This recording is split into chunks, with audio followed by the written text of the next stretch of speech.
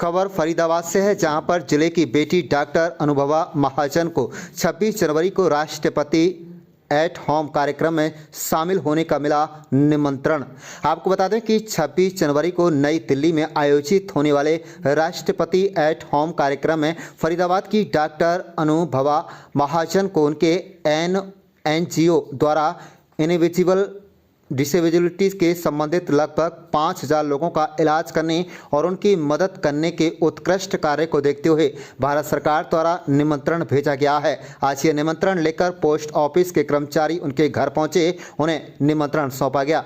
इस निमंत्रण को पाकर अनुभवा महाजन ने भारत सरकार का हृदय से आभार प्रकट करते हुए कहा है कि आज उन्हें अपनी समाज सेवी कार्य करने पर गर्व महसूस हो रहा है और वे अब और भी शिद्दत से अपने समाज सेवा के कार्य करेगी।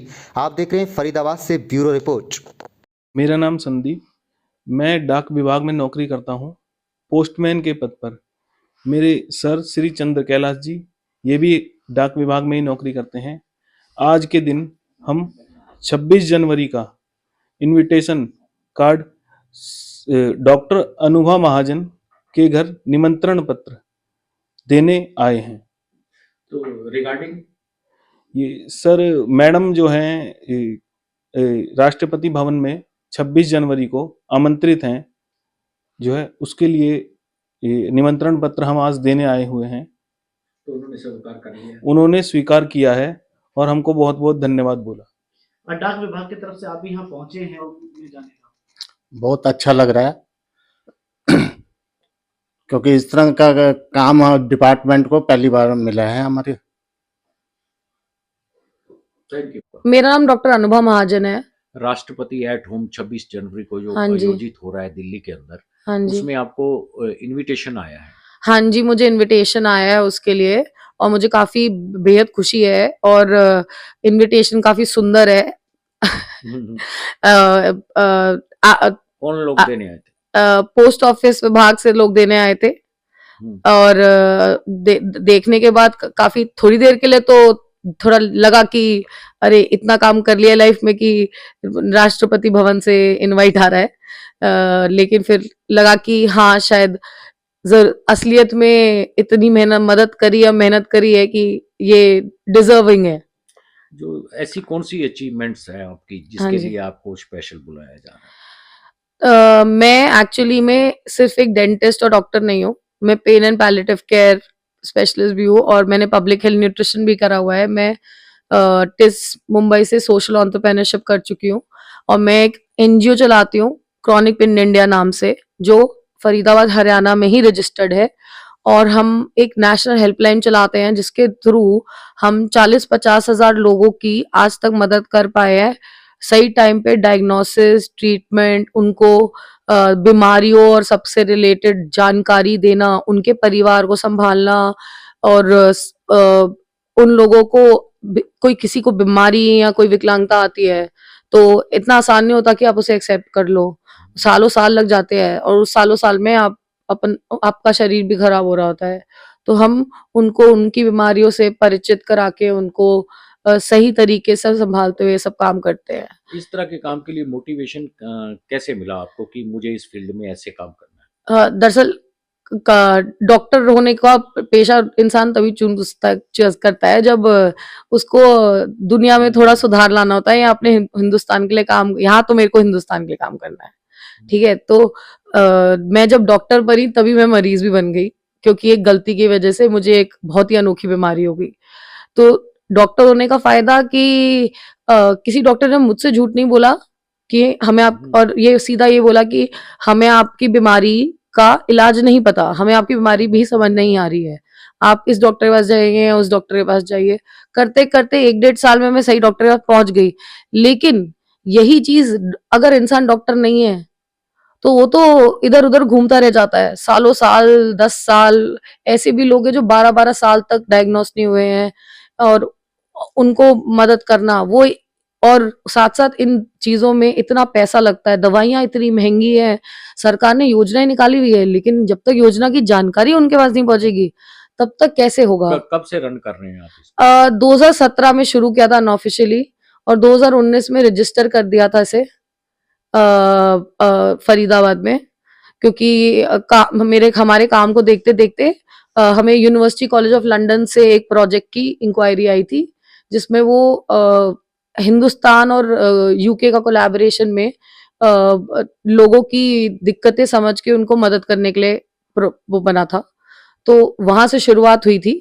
और अब ये इन बीमारियां जो अनोखी है, इनकी जिनकी जानकारी नहीं होती है, मैं गर्व से कह सकती हूँ क्या कि कहते हैं इस अपोलो बीमारी को? हॉस्पिटल से लेके हर किसी हॉस्पिटल को अब इन बीमारियों के बारे में पता। अब आपको हिंदुस्तान में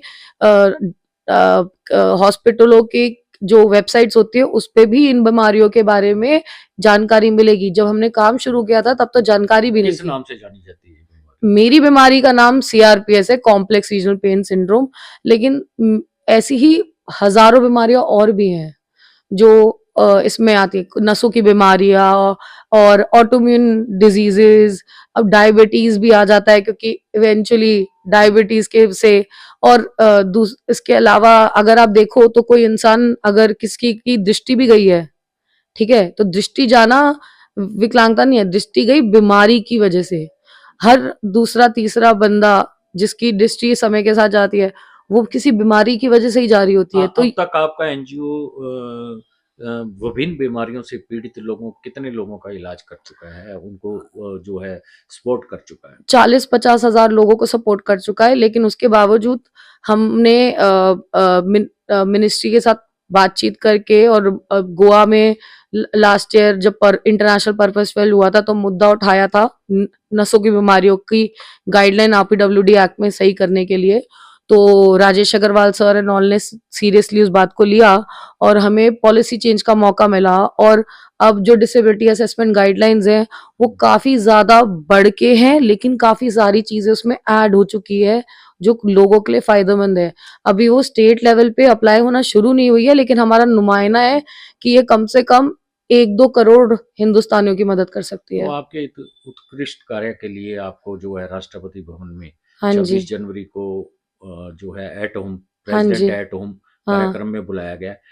बताया जा रहा है कि इससे पहले 15 अगस्त को भी आपको ऐसे ही बुलाया गया था। हाँ जी, मेरे को पिछली बार 15 अगस्त का भी इनविटेशन आया था एट होम का, और वो अलग ही फीलिंग है वहां पे इतने सारे मिनिस्ट्री के लोगों के बीच में, एम्बेसी के लोगों के बीच में होना। और उन्होंने काफी सारा यूथ इनवाइटेड था। मैं अपने फादर को साथ ही लेके गई थी, क्योंकि इन्हीं की बदौलत मैं इतना कुछ कर पाई हूँ। कितना मोटिवेशन मिल रहा है आपको अब इस तरह का ऑनर मिलने से? सर, इंडिपेंडेंस डे पे आया था तो मोटिवेशन 50-60% एक्स्ट्रा बढ़ गई थी। लेकिन रिपब्लिक डे पे आया है तो अब मोटिवेशन 100% है कि जो काम कर रहे हो सही कर रहे हो, बस आगे करते जाओ करते जाओ। गोल है हिंदुस्तान का 10% हेल्थ केयर सिस्टम बेटर करना है। तो जो समाज के हित में जो लोग काम कर रहे हैं उनको सरकार जो है ऑनर कर रही है, हाँ जी। सरकार को क्या करना चाहेंगे अंत में? मैं कहूंगी कि ये ऑनर देना और हिंदुस्तान से ग्रास रूट लेवल पे लोगों को बुलाना और ये सब करना बंद नहीं होना चाहिए, क्योंकि ना लोगों को ना वो जादू नहीं पता। जब इंडिपेंडेंस डे पे राष्ट्रपति भवन जाने पे प्रेसिडेंट, वाइस प्रेसिडेंट और अपने प्रधानमंत्री से मिलने पे, और स्पेशली प्रधानमंत्री जिस तरह वो मिलते हैं सबसे, और हम अभी तक तो टीवी में देखते थे, जब खुद सामने से वो हाथ जोड़ के और हाथ मिला के आपसे मिल रहे हैं, वो ना आपको ना एक चिंगारी देती है अंदर से कि आप जो कर रहे हो सही है और आगे बढ़ो, रुकना नहीं है। क्योंकि अगर आप रुकने के लिए बैठे होते तो वो आपको न्योता नहीं दे रहे होते। तो ठीक बहुत बहुत शुक्रिया, thank you so much. Thank you. आप इस मामले में किसका थैंक्स करना चाहिए? मैं इस मामले में disability department, ministry of social justice, specifically Rajesh Agarwal sir जो हमेशा सपोर्टिव रहते हैं, और प्रेसिडेंट मैम और प्रधानमंत्री सर का थैंक यू बोलना चाहूंगी, क्योंकि वही आज के यूथ को सपोर्ट दे रहे हैं। और विकसित भारत 2047 भी आ गया है, तो उसमें भी गोल जो है और वो सब काफी बढ़िया है। तो धन्यवाद इस मौके के लिए और इस अचीवमेंट के लिए। हाँ जी। मेरा नाम सुभाष चंद्र महाजन है। आप अनुभा के फादर? मैं डॉक्टर अनुभा महाजन का फादर हूँ। कितना गर्व महसूस हो रहा है उनको राष्ट्रपति भवन से जो है इनवाइट आया है? राष्ट्रपति भवन से जो निमंत्रण आया है उसको देख के मुझे बहुत ही खुशी का अनुभव हो रहा है और ये लग रहा है कि जो ये इतनी मेहनत कर रही है, इतनी समाज सेवा कर रही है, उसका इसको एक अच्छा परिणाम मिल रहा है। आप इनके एनजीओ में भी आप भी इनको सपोर्ट करते हैं, इनके एनजीओ को किस तरह से सपोर्ट करते हैं और आप किस डेजिग्नेशन पे इस एनजीओ में काम कर रहे हैं, जैसा भी आपको टाइम मिलता है? मैं एनजीओ में